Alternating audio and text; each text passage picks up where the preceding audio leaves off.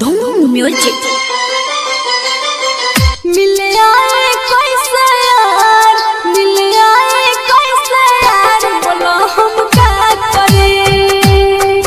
मिले आए कैसे यार, बोलो हम क्या करें। खाली करिल बहाना हो, खाली करिल बहाना हो, कबलिया भरी तोहरा दत बतूर के दिल तो प्यार का करी, तोहरा दत बतूर के दिल तो प्यार का करी हो।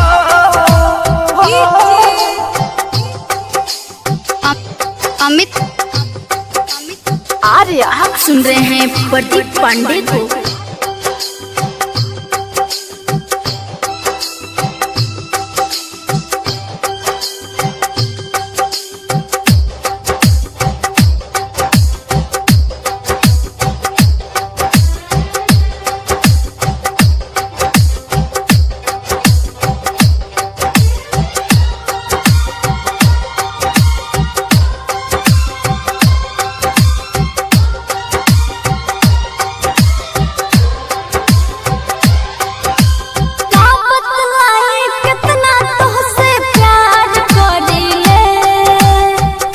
में पागल होके हम इंतजार करिले,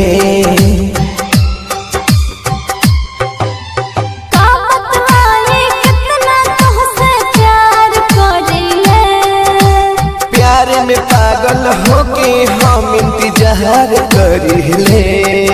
बड़ा जुल्मी जमाना बा, डर लागे भाई के। मिले आइल बानी हो हमारे उठाई के, बारू सच में तू बेवफा कबले भरी तोहरा दत बतूर के दिल तो प्यार का करी हो, तोहरा दत बतूर के दिल तो प्यार का करी हो। अमित आर्या,